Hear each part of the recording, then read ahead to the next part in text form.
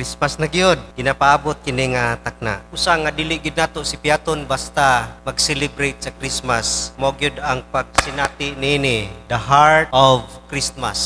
Ang heart ang sentro sa Christmas. Tungod kay karong mga panahon na labi nagkataas ang panahon na ay danger nga ma-miss ang heart sa Christmas. Ang center of what Christmas is all about, mahimo kining ma-miss ang tinuod gyud nga meaning. And our celebration is no longer a celebration nga malipay ang Ginoo, kundi mahimo na hinuon kini nga paganism. Munang ninintak na, let's go back to the heart of Christmas. Kay mao kini ang importante sa tanan. Kay mapuno gyud sa ining mga decorations, Christmas parties, Christmas gift, reunion no sa mga family. Usay matabunan na ang real meaning sa Christmas. So balik gitag tanaw unsa gyud ang sentro sa Christmas. Duha ka pangutana ang angay nato tubagon. Unsay purpose of Christmas? Ang Christmas is when God clothed Himself with humanity. Sa dihang ang Ginoo ninaog gikan sa langit, nisulubog tao og nakig-uban kanato. Munang ang atong text this evening is 1 John 4:10-12. Ingon diha, this is love, not that we love God, but that He loved us and sent His Son as an atoning sacrifice for our sins. Dear friends, since God so loved us, we also ought to love one another. No one has ever seen God, but if we love one another, God lives in us, and His love is made complete in us. Unsay purpose sa iyang pag-anhi? Kasagaran mo ingon gyud bisag sa mga bata, ngano niyan himan si Jesus? Kay para luwason ta. Correct, tama gyud. Niyan ni si Jesus aron luwason ta. Og ang pamaaging nga pagluwas kanato is by dying on the cross. Sayang pagpakamatay diha sa cross.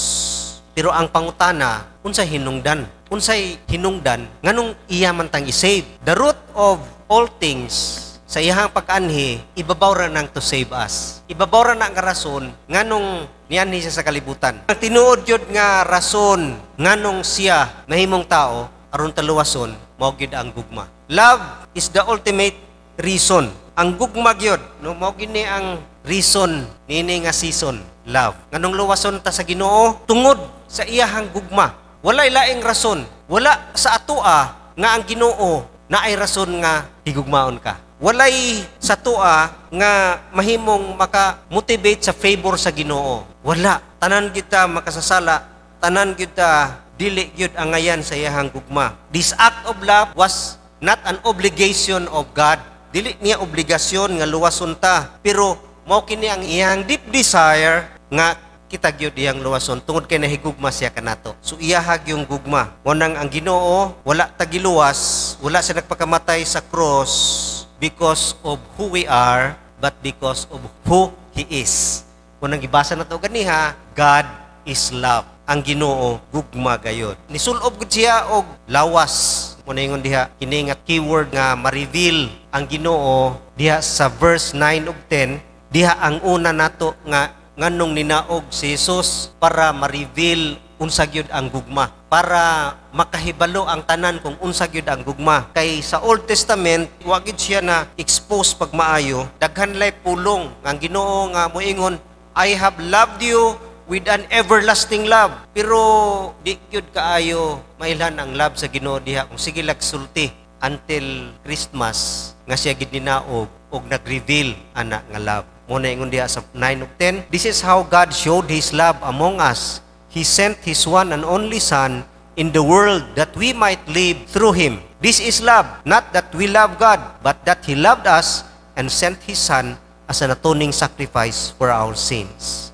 Mao daw kini ang gugma og na-reveal ni diha kang Jesus Christ. Kining duha ka pulong kining incarnation. Incarnation nga ang Ginoo ni sulob, took human flesh. Dili gid mo ma-imagine nga ang walay limit, nahimo nang limited sa lawas.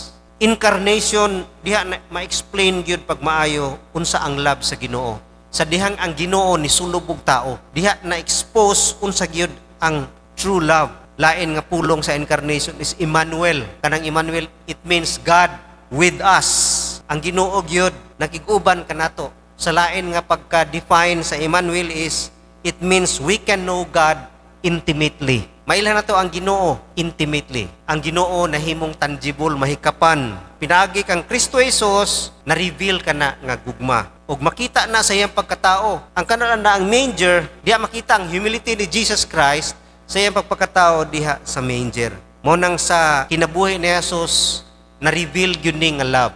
Unsa ni nga love? Diha sa Philippians 2:6-7, who being in very nature of God, did not consider equality with God something to be grasped, but made himself nothing, taking the very nature of a servant, being made in human likeness, and being found in appearance as a man. He humbled himself and became obedient to death, even death on the cross. Tanawa? Ginoo siya, divine nature, pero wala siya nakig-equal ni ana. Nahimo noon siyang nothing. Walay bili, nahimong servant. From king to servant. Sao ni mo na pag-imagine nga gugma sa Ginoo nga ni kanato. So na-explain gina sa Philippians 2:6-8. Unsang klase nga gugma na kang Jesus nga nakipakita niya unconditional sa iyang pagkinabuhi ning kalibutan na grabe love ni Jesus Christ. Wala siya gipili bisag unsa ka nga tao ka, whether you are good or bad, or gwapo ka tanawon, or ganahan siya sa imuha, or lovable ka, bisag unlovable ka, bisan pagkawatan ka, tax collectors, adulterers,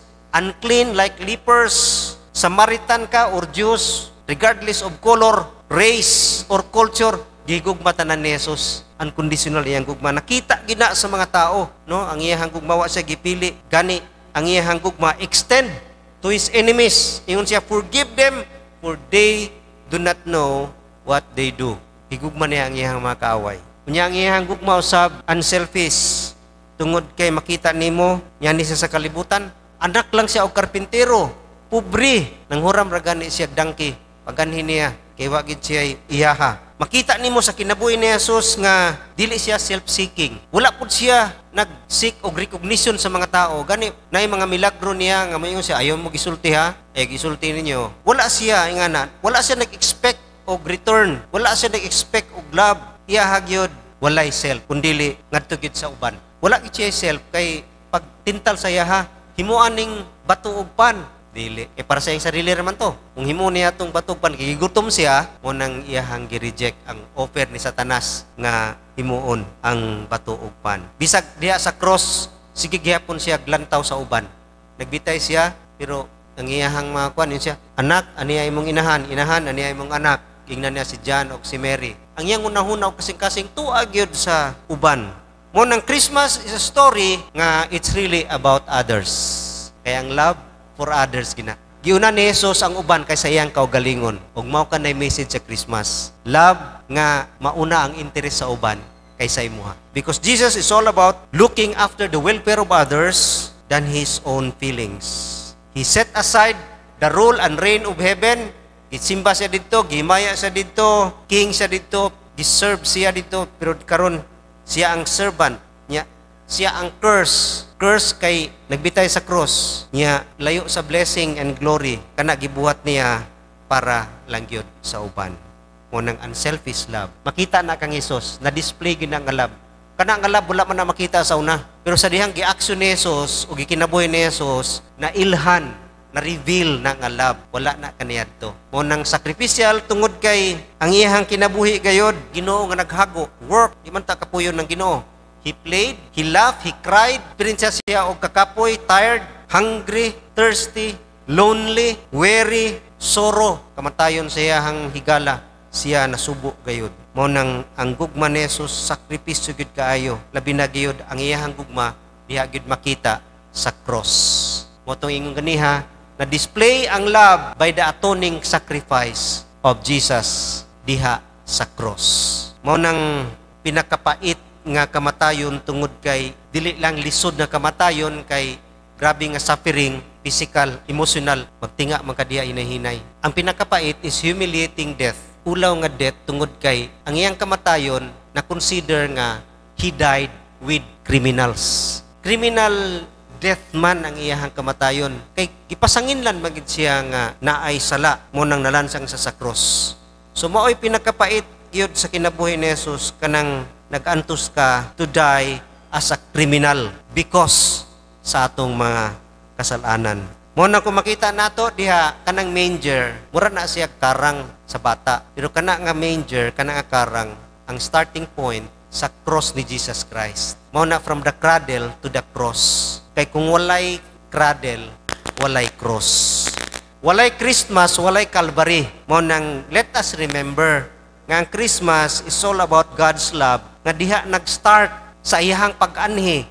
Sa first Christmas, na-culminate, no? Nahimong na final diha sa Calvary, diha sa cross. So, sa laktod nga pagkasulti, ang cross is the purpose of Christmas. Hindi mo ma-appreciate ang crucifixion kung di ka mo balik dito sa manger. Di ka ka-appreciate unsa gyud ang gibuhat ni Jesus sa cross kung dili ka mo balik sa first Christmas. Mao nang ang Christmas is diha nagsugod ang cross ni Jesus Christ. Kay mo na ang purpose. Mo diha na-reveal kang Jesus Christ ang tinuod gyud nga gugma. Mo nang love revealed, second, love realized or love experience. Balik ta sa verse 8 ingon diha, whoever does not love does not know God because God is love. Katong wala mahigugma, wala gid nakaila sa Ginoo tungod kay ang Ginoo gugma. Ang Ginoo gusto gid niya makailata sa iyaha. Pero kung sige lang siya sulti sa Old Testament, dili siya mailhan. Mao nang nagpakatao siya, aron gyud siya mailhan in a personal way. Di man ta kaila og tao nga sige lag sulti, sige lag text. Gusto gid ta personal atubang nato ug atong mahikapan maistorya ug mahibal-an ang iyang feelings, di ba? Mao nang God wants us to know Him personally. Og pinaagi lang gayod sa pagpakatao ni Jesus, diha nato siya mailhan. Mao nang daghay nag-ingon, kaila ko Ginoo. Kaila mo ko Ginoo, nito mo ko Ginoo, pero ang pangutana, really kaila gid ka sa iyaha personally? Meaning nabagid mo experience, nabo mo pinagsamahan ni Jesus Christ. It's about Him. Kaila ka sa iyaha? Dili kay kaila ko mahitungod sa iyaha, kundi kaila ko ang Jesus. Ako gina siyang amigo. Ana ang but pasabot sa love nga realized. Na-realized na experience diha kang Jesus Christ. Mo nang sa Biblia makita nimo ang mga example nga na-experience gid nila kana nga love. Asa man na ma-experience nga kinsa man na ang nagsulat niya na si John, gitawagan na siya John the Beloved kay hugot na sila relasyon ni Jesus Christ. Grabe ilang friendship ni John. Si John kahibaw na kang Jesus og si Jesus kahibaw na sa mga sikreto ni John og si John pod kahibaw pod kang Jesus. Labi na katong ang uban wala kahibalo pero si John kahibalo. Pagingon kinsay magbudi kanako, si John ra may una nakahibaw nga si Judas. The rest disciples wala na kahibalo. Kay mas duol si John kang Jesus. Dikit kayo ni si John, mupidpid yun kang Jesus. Mo nang siya ang naka-experience na nga love. Day by day, kada adlaw, kiguban siya kang Jesus, na-experience niya na nga love. Second, si Peter. Asa na-experience ni Peter si Jesus? Na-experience niya na nga love. Kadtong nagbakak siya, nag-deny siya. Kristo ni Jesus. Unya, kadtong pong pagpanagat nga, daghang kay kuha. Naingon si Peter nga, stay away from me, Lord. I'm not worthy. Touch siya sa love ni Jesus Christ. Nabisan siyang nag-deny, naglimod, pero nilove gyapon siya ni Jesus. Crushed, no? Broken by that love. Mo nang experience ni Peter. Broken si Peter, ana, nga love, nagipadayag ni Jesus sa iyaha. Mo nang experience ni Jesus sa iyaha. Ikatulo, Samaritan woman, dito sa well. Asa niya na-experience ni Jesus? Sa iyang pagpangitag, katagbawan. 5 ka bukbana, pero wagi katagbawan. Iyahang na-experience si Jesus dito sa Atabay. Na-met niya, crushed gyapon siya, broken gyapon siya sa love ni Jesus. Nga diha niya na-feel ang real satisfaction in life kang Jesus. Because of that love. Siya day ang ginahulat ni Jesus. Siya ra ang gituyo ni Jesus dito. Gihulatan gid siya. Siya ang gipangita ni Jesus. Siya ang nangitag satisfaction. Si Jesus day ang nangita sa iyaha. Mo nang buak kang iyang kasing-kasing. Og nausab ang babae, niuli nga malipayon, og nanugilon sa uban, mahitungod kang Jesus. Si Zacchaeus, asa ni Zacchaeus na experience na nga love, katong nisulod si Jesus sa ilahang balay. Wag kita kahibaw sa real scene kung sa nahitabo dito. While they were eating, kalitlag tindog si Zacchaeus. Something nga na-feel ni Zacchaeus sa love ni Jesus Christ. Buak po nang iyang kasing-kasing ni Zacchaeus. Kung sa epekto, sa pagbuwak siyang kasing-kasing, nitindog lang kalit, gipanghatag iyang kwarta sa mga pobre. Kunya, gibayaran tong iyang gipangtikasan. Broken si Zacchaeus by experiencing the love of the Lord Jesus Christ. Kinsa pa, pinaka dako nga experience kang Jesus is si Apostle Paul. Si Apostle Paul, na-experience na si Jesus, pinaagi sa iyahang false religion. Strict Pharisee, relihiyoso kayo, kahibaw sa balaod, pero from there, nahimamat niya si Jesus. Buakpod ang iyang kasing-kasing ang Jesus. At the road sa Damascus, gitat siya ni Jesus. Paul nga nung gi-persecute man kunimo, siya ang persecutor, karon nahimong preacher. Siya ang persecutor sa una sa mga preacher ni Jesus Christ, karon nahimo siyang preacher. Tungod kay nabuak iyang kasing-kasing, sa iyang kasinatian, sa gugma ni Jesus sa iya, nga siya tig panglutos, karon siya giayo ni Jesus sa iyang balatian. Nabulag na unta na si Paul, pero giayo siya ni Jesus. Buwak yang kasing-kasing. Ug unsay nahitabo after that experience, grabe ang kinabuhi ni Paul. Dasig kaayo, malipayon, epektibo, mabungahon, grabe og experience sa pagpamuhat alang sa gingharian, mao nang resulta kung ma-experience siya ang love. Love realized. Love revealed, love realized. Experience. Og lastly, love reflected. Sa last verse 12, no one has ever seen God. But if we love one another, God lives in us and His love is made complete in us. Ang but pasabot nga love reflected ngadto sa mga redeem. Isa man ni mga redeem, katong mito kang Hesus ug idawat kaniya diha kanila na reproduce na nga love. Munang niingon si Jesus sa John 13:35. By this all men will know that you are my disciples if you love one another. Mailhan gyud mo nga ako mga tinun-an kung kamo magigugmaay sa usag-usa. Kay ngano, ang love gyud ay nako nasa inyo ha. Nag-reproduce, ni-reflect. Muna yung to, love revealed, love experience, love reflected. Nigawas gikan sa atong kinabuhi. Manang matag usa nga nakadawat na kang Kristo, naana kang Kristo, naana si Kristo sa sulod, naana ka ana nga love. Og kana nga love mo gawas gyud og tinuod gina na experiencehan. Mo na ingon nato kaniha, kana nga love mugawas gyud kung tinuod gyud ka naka-experience og love ni Jesus Christ. Ang mga katawhan nga naka-experience sa love ni Jesus Christ, sila ni Paul, Peter, Samaritan woman, na usab gid sila. Na transform ang ilang kinabuhi ug ang love migawas sa ilang kinabuhi. They love the Lord Jesus Christ so much ngug resulta kini sa ilang paglove pod sa mga brethren ug paglove pod sa mga nangawala. Mao gina ang epekto sa ma-experience ang love ni Jesus Christ. Mo nang makilhan gyud siya, dili mailhan si Jesus diha sa atong language, diha sa atong religion, diha sa atong color, diha sa atong education, kundili mailhan sa atong paghigugma. Ug pareha bata sa gugma ni Jesus. It means na experience ginato na kay nagyud si Kristo. Mo ingon diha sa atong text ganiha, miyagi, God lives in us and His love is made complete in us.